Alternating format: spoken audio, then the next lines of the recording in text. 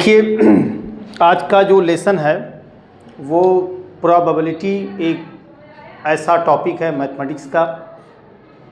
इसका रिसर्च, इसकी जो थ्योरी ऑफ प्रोबेबिलिटी है, ये लगभग 1795 में एक साइंटिस्ट थे जिनका नाम था पियरे साइमन लाप्लास।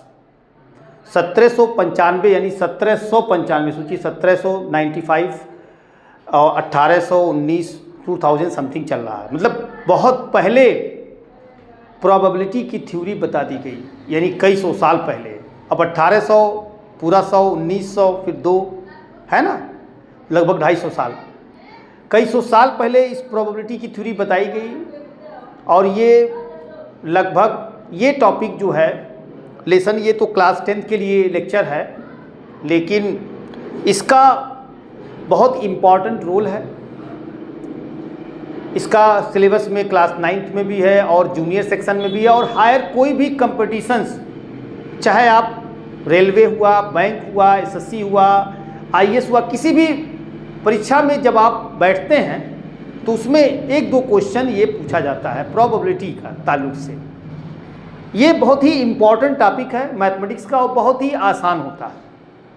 बस थोड़ा से कुछ कॉन्सेप्ट आपको इसको समझना पड़ेगा, उस कॉन्सेप्ट को आपको समझना है।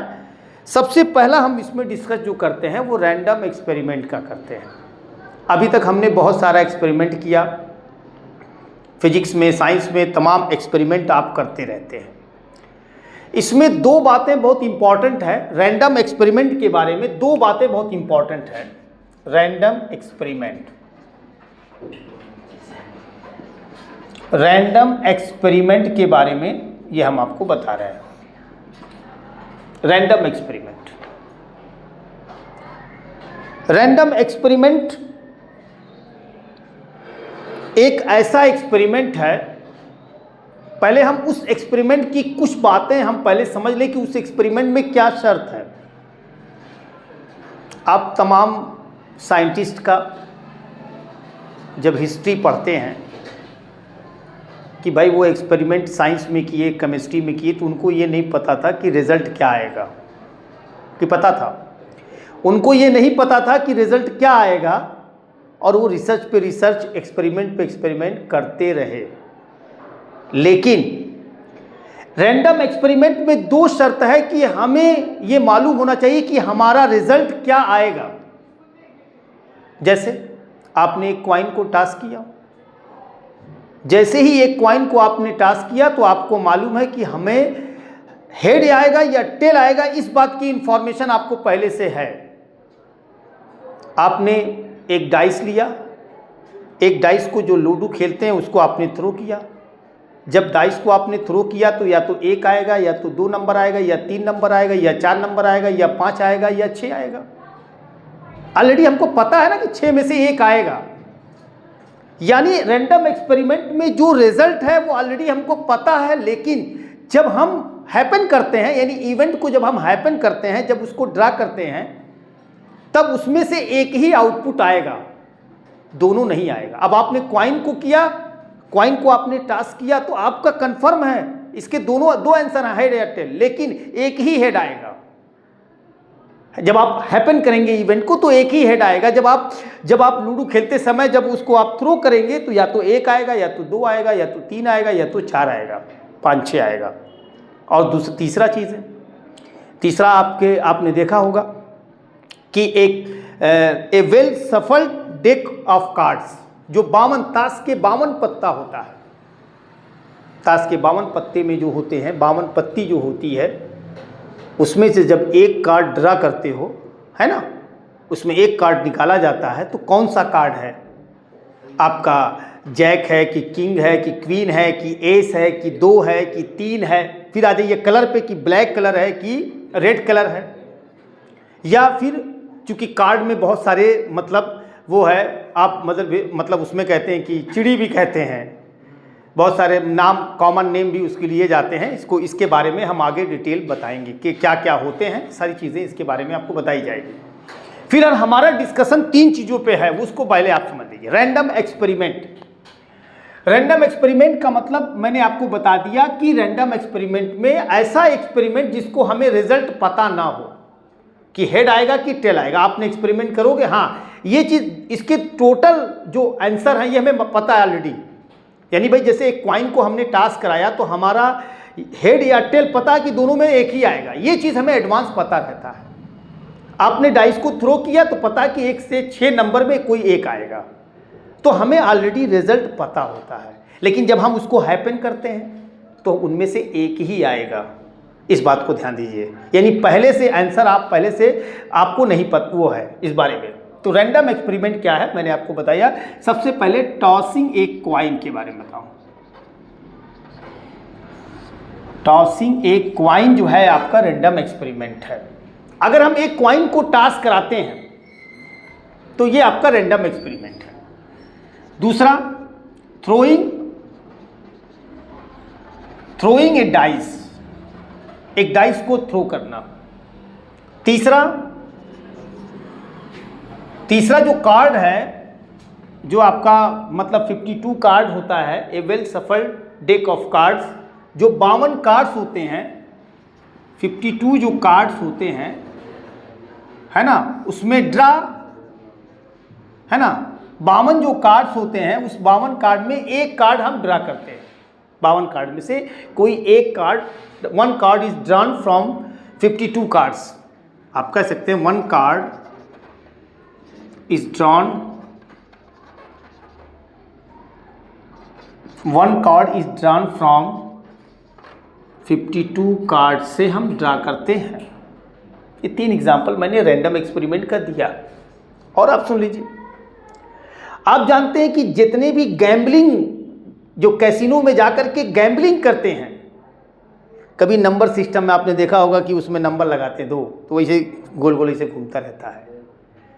जितनी गैम्बलिंग होता है कैसीनो में जाकर के, सब रैंडम एक्सपेरिमेंट है भाई। उसमें पता है कि 1 से 10 नंबर है, उसमें से एक ही नंबर आएगा। तो हमें तो पता है कि इसके रिजल्ट, टोटल रिजल्ट 10 हैं और उसमें से कोई एक आएगा।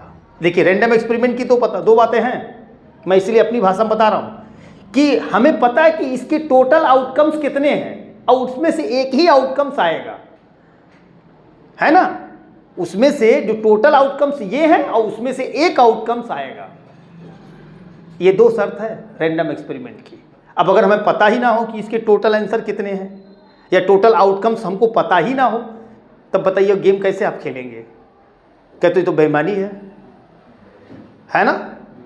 तो इस तरीके से इस बात को आप समझिए कि रैंडम एक्सपेरिमेंट के टोटल आउटकम्स हमें पता होता है, लेकिन जब हम हैपन करते हैं इवेंट को तो हमें एक ही आउटकम्स उसमें से आता है, ठीक है ना। 10 नहीं, उनमें से कोई एक आउटकम्स आएगा। तो इसका मतलब रैंडम एक्सपेरिमेंट का क्या क्या चीज क्लियर है, तरह तरह से टोटल आउटकम्स जो होता है ये हमें पहले से ऑलरेडी नोन होता है। ऑलरेडी नोन, बात को समझिएगा ध्यान से, ये हमें पता होता है कि कितना टोटल आउटकम्स है, ये हमें पहले से पता होता है।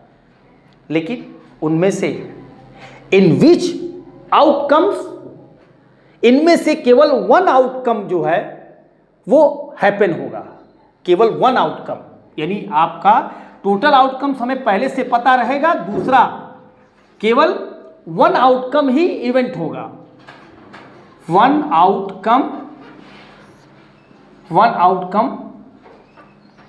हैपन होगा, हैपन, है ना। तो बात को मैं समझने की कोशिश कीजिए कि हमें ऑलरेडी टोटल आउटकम्स पता होना चाहिए और उसमें से एक ही आउटकम हमें हैपन होगा। ये 2 बातें एकदम सिंपल तरीके से आप समझ लीजिए।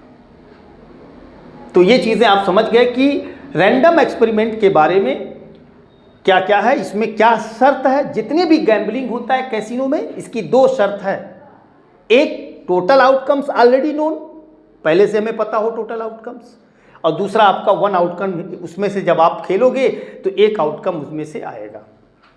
ये 2 शर्त रैंडम एक्सपेरिमेंट के हैं। दूसरी बात रैंडम एक्सपेरिमेंट का जो टोटल आउटकम्स है अगर हम उसको सेट में लिख दें, जैसे मैथमेटिक्स की एक ब्रांच है जिसको हम सेट थ्योरी कहते हैं। सेट थ्योरी का एक एग्जांपल ऐसा हम लेते हैं कि जैसे अगर हम नेचुरल नंबर, आप जानते हैं कि नेचुरल नंबर 1 2 से स्टार्ट होता है, लेकिन ये कहाँ तक जाएगा ये किसी को पता नहीं है, क्योंकि एंड है ही नहीं, तब हम बताएं क्या आपको। लेकिन हम इसको अगर हम करली ब्रेकेट में कामा कामा लगा करके लिख दें 1 2 3 4, तो इसका मतलब ये हुआ कि ये एक तरह का नेचुरल नंबर का सेट है। आप जानते हैं कि सेट है ये नेचुरल नंबर। नेचुरल देखिए सेट थ्योरी में क्या होता है, सेट थ्योरी में हम नेचुरल नंबर को कामा करके लिखते हैं करली ब्रेकेट में, है ना। है तो उसके और भी तरीका लिखने का, रोस्टर फॉर्म, बहुत सारे फॉर्म होते हैं, लेकिन नेचुरल नंबर को कामा करके लिखते हैं और ये एक सेट थ्योरी है। जब भी हम करली ब्रेकेट में एलिमेंट्स को कामा करके लिखें तो ये आप समझ जाइए सेट है। ये सेट थ्योरी में इसको पढ़ाया जाता है। कुछ बोर्ड में ऐसे हैं कि सीबीएसई बोर्ड वगैरह में 11 से स्टार्ट होता है, लेकिन आईसीएसई बोर्ड में और यूपी बोर्ड में जो है क्या नाम है ये आपका आईसीएसई बोर्ड में तो क्लास आपका शुरू से है, क्लास 6 से लेकर के 8 तक पढ़ाया जाता है, लेकिन सीबीएसई बोर्ड में फ्रॉम क्लास 11 से स्टार्ट होता है। तो सेट थ्योरी बहरहाल ये तो सिंपल चीज़ है, आपको समझ गया, नेचुरल नंबर का सेट आ गया। इसी तरीके से जब हम रैंडम एक्सपेरिमेंट के टोटल आउटकम्स को एक सेट में लिख दें तो उसको हम बोलते हैं सैंपल स्पेस। उसको सेट में लिख दें, जैसे आपका मान लीजिए सैंपल स्पेस क्या चीज़ है, इस बात को थोड़ा समझ लीजिए। सैंपल स्पेस, सैंपल स्पेस का मतलब ये हुआ the set of all outcomes of a random experiment. आप कह सकते हैं the set of all outcomes, जब the set of all outcomes of a random experiment, of a random experiment, experiment is called sample space, sample space, and is denoted by capital S, and is denoted by capital S। ये capital S से denote करते हैं sample space. एक set में लिख दे outcomes को। Example के तौर पे, एग्जाम्पल में वी टॉस ए क्वाइन, हम एक क्वाइन को टास करते हैं। वी टास ए क्वाइन, है ना, वन टाइम या वन टाइम, एक बार हमने जो है एक क्वाइन को एक बार हम टास किए, तो जाहिर सी बात है एक बार टास करेंगे तो टोटल आउटकम्स हेड और टेल आएगा, है ना। टोटल ही तो सैंपल स्पेस में रहेगा ना, हेड और टेल आएगा। इस तरीके से दूसरा एग्जाम्पल ये है कि वी टॉस ए क्वाइन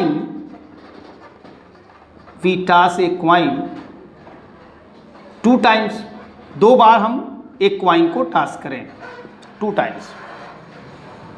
अगर हम दो बार हम क्वाइन को टॉस करते हैं तो क्या आएगा टोटल आउटकम्स, या तो हेड हेड आएगा, या हेड टेल आएगा, टेल हेड आएगा, टेल टेल आएगा, अगर दो मरतबा टास्क करते हैं। इसी तरीके से अगर एक बार टास्क किए तो दो आया, दो मरतबा टास्क किए तो चार आया, ठीक है ना, दो मरतबा किए तो चार आया। इसी तरीके से तीन बार कहेंगे तो यच यच यच आएगा, ऐसे बढ़ता जाएगा ना, यच टी टी आएगा, या टी टी यच आएगा, यच टी यच आएगा, फिर चार बार किए, पांच बार किए। तो इसका जनरल एक कॉन्सेप्ट है, इसका जनरली कॉन्सेप्ट ये है, आपने देखा कि एक मरतबा पे दो आया और दो मरतबा में चार आया, तो इसका फार्मूला जानते क्या है, इसका एक फार्मूला जनरेट हो गया, दो पे पावर n। इसका मतलब इस कॉन्सेप्ट में, टास्क के कॉन्सेप्ट में एक जनरल, इन जनरल लिख दे रहा हूं, इन जनरल में नंबर ऑफ टोटल आउटकम्स माने केवल नंबर पाने के लिए, कितना नंबर होगा टोटल आउटकम्स के। जैसे यहाँ पे दो है, दो बार किया गया तो चार आया, तीन बार किया गया तो 8 आएगा, चार बार किया जाएगा 16 आएगा, पांच बार किया जाएगा तो 32 आएगा, इस तरीके से 6 बार किया जाएगा तो 64 आएगा, 7 बार किया जाएगा तो 128 आएगा, 128 आएगा, ऐसे बढ़ता चला जाएगा। तो इसका एक जनरल एक फार्मूला हो गया कि नंबर ऑफ टोटल आउटकम्स बराबर होता है 2 पे पावर n आ गया, एक फार्मूला जनरेट हो गया 2 पे पावर n, ये नंबर ऑफ टोटल आउटकम्स है।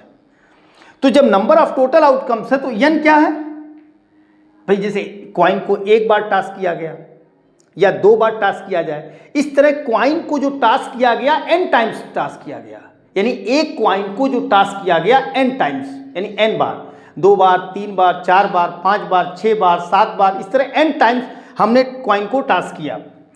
तो इसका मतलब वेयर n क्या है, अगर कोई कहे वेयर n क्या चीज है बताइए, है ना, तो इसका मतलब n जानते क्या है, यहां पे लिख दीजिए मतलब ए क्वाइन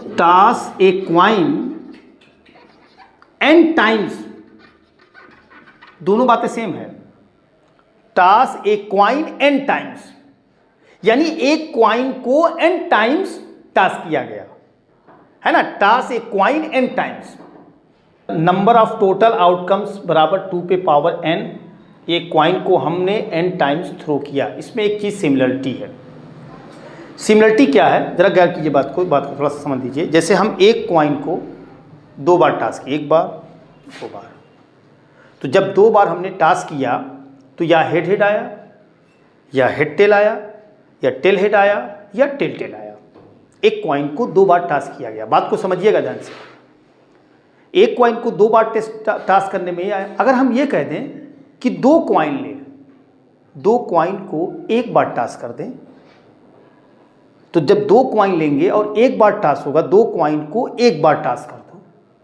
तो 2 क्वाइन, जब 2 क्वाइन है तब भी हेड हेड, तब भी हेड टेल, कभी टेल हेड, तब भी टेल टेल।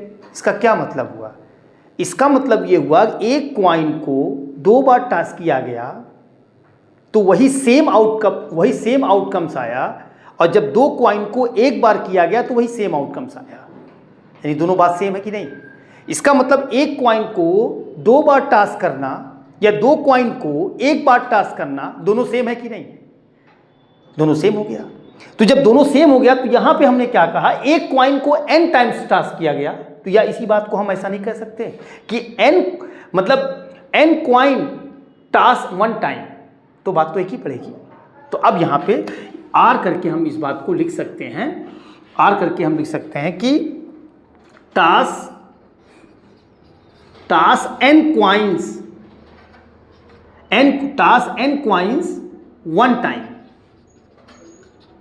जैसे अभी हमने आपको बताया टास्क n क्वाइंस 1 टाइम, और चाहे एक क्वाइन को n टाइम्स किया गया या n क्वाइंस को 1 बार किया गया, दोनों सेम है। ये बातें मैंने आपको डिफाइन कर दिया, ठीक है ना। अब इसी तरीके से आ जाइए, एक दूसरा रैंडम एक्सपेरिमेंट का सैंपल स्पेस हम लेते हैं। दूसरा एग्जाम्पल ये है कि एक डाइस है, हम जो है एक डाई को थ्रो कर रहे हैं, जो डाई होता है उसको थ्रो करते हैं, डाई समझ रहे हैं ना, जो लूडो का वो होता है, उसको हिंदी मतलब वो कहते हैं गोटी, क्या बोलते हैं, गोटी को हम फेंकते हैं। तो मान लिया जाए दूसरा एग्जाम्पल है कि अगर हम थ्रोइंग ए डाई,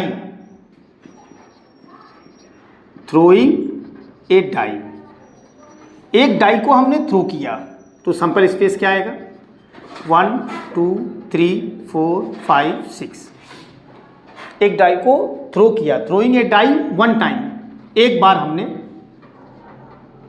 किया।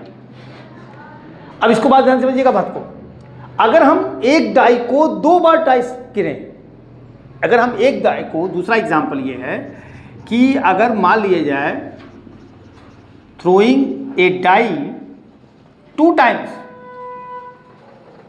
अगर हम 2 बार हम क्या नाम है डाई को थ्रो करें, जब 2 बार थ्रो करेंगे, ध्यान दीजिए बात को, अगर 2 बार थ्रो कर रहे हैं तो या तो 1 1 आएगा, या तो 1 2 आएगा, या 1 3 आएगा, 1 4 आएगा, 1 5 आएगा, 1 6 आएगा, या 2 1 आएगा, 2 2 आएगा, 2 3 आएगा, 2 4 आएगा, 2 5 आएगा। इस तरीके से सैंपल स्पेस जरा गौर कीजिए बात को, इसमें पेयर में आएगा, इसमें सैंपल स्पेस या 1 आएगा, या 1 2 आएगा, या 1 3 आएगा, या 1 4 आएगा, या 1 5 आएगा, या 1 6 आएगा, 1 6 आएगा कामा, ये 6 हुआ, 1 2 3 4 5 6, इस तरीके से ये 6 हुआ। अभी देखिए 1 से स्टार्ट है, फिर 2 से 2 1 2 2 या 2 3 या 2 4 या 2 5 या 2 6, फिर आ जाइए 3 1 3 2 या 3 3 या 3 4 3 5 या 3 6 या 4 1 4 2 4 3 4 4 4 5 या 4 6 या 5 1 5 2 5 3 5 4 5 5 5 6 या आपका 6 1 6 2 6 3 6 4 6 5 6 6। इस तरीके से आपने देखा कि टोटल आउटकम्स आपके कितने 36 हो जाएगा, क्योंकि आपने एक डाई को 2 बार किया। तो 2 बार किया जाए तो 1 1 आएगा। तो हमने 1 से पहले स्टार्ट किया तो 6 आ गया, हमने 2 से स्टार्ट किया तो 6 आ गया, 3 से स्टार्ट किया तो 6 आ गया, 4 से स्टार्ट किया तो 6 आया, 5 से स्टार्ट किया तो 6 आया, 6 से स्टार्ट किया तो 6 आया, टोटल 36 आया। अब देखिए एक मरतबा आपने एक डाई को एक मतलब लूडो के मतलब उसको एक बार मतलब ड्रा किया तो 6 आया, 2 बार किया तो 36 आ गया, यानी 6 का स्क्वायर। इसी तरीके से 3 बार अगर आप ड्रा कर दिए तो 216 आ जाएगा, 216 आ जाएगा। इसका मतलब इसका भी जनरली एक फार्मूला जनरेट हो गया, जनरली तौर पे इसका भी फार्मूला जनरेट हो गया टोटल आउटकम्स का, नंबर ऑफ टोटल आउटकम्स। एक बार जान लीजिए सेट थ्योरी में, आप लोगों ने आईसीएसई बोर्ड की स्टूडेंट है, सेट थ्योरी में नंबर ऑफ टोटल आउटकम्स, जो किसी भी सेट का जो नंबर होता है जानते हैं उसको क्या बोलते हैं? अब याद जानते भी हैं, कार्डिनल नंबर, उसको कार्डिनल नंबर कहा जाता है। और उसका सिंबल है स्मॉल n लिख करके, जो सेट का नाम है उसको कैपिटल लेटर से डिनोट करके बराबर 36 लिख देंगे, ठीक है ना। तो इसको कार्डिनल नंबर कहा जाता है। इसका मतलब आप यहाँ पे अगर मान लिया जाए तो इन जनरली तौर पे इस बात को लिख सकते हैं इन जनरल तौर पे कि number of total outcomes, number of total outcomes बराबर 6 पे पावर n, और n क्या है? वेयर n बराबर क्या है? A die is thrown n times, क्या हो जाएगा? A die is thrown n times. वही बात इसमें भी लागू हो रहा है कि एक डाई को n टाइम्स थ्रो किया गया, या क्या हो जाएगा? n डाइस, इसका प्लूरल फॉर्म डाइस होता है, इसका प्लूरल फॉर्म डाइस है, या n dice is thrown 1 time. दोनों बात सेम है, बोथ आर सेम। देखिए both are same, a die is thrown n times, या n dice is thrown 1 time, जिस तरह से क्वाइन वाले कॉन्सेप्ट में था। तो इस तरीके से आपने देखा कि सैंपल स्पेस के बारे में क्या नाम है, यहाँ पे हम इस तरीके से, जैसे यहाँ पे कार्डिनल नंबर हमने बताया था s बराबर 6 है, तो यहाँ पे लिख सकते हैं ns बराबर 6। ये 6 क्या है? s सेट है, और इस सेट में जो नंबर है वो 6 है। यहाँ पे आपने जो दूसरा वाला एग्जाम्पल लिखा, यहाँ पे n सैंपल स्पेस s, यहाँ पे 36 आ गया। इसका मतलब कार्डिनल नंबर को आप ये लिख सकते हैं ns बराबर 36, एक कार्डिनल नंबर इसको बोलते हैं, ठीक है। तो इस तरीके से आपने देखा कि n क्वाइन को इस तरीके से 6 पे power n, a die is thrown n times, या n dice is thrown 1 times. Okay, फिर इसके बाद हमारा ये प्रोबेबिलिटी का for class 10 CBSE and ICSE students के लिए इसका सेकंड लेक्चर इसके बाद आएगा। ये फर्स्ट लेक्चर है, इसके आगे हम और डिस्कस करेंगे।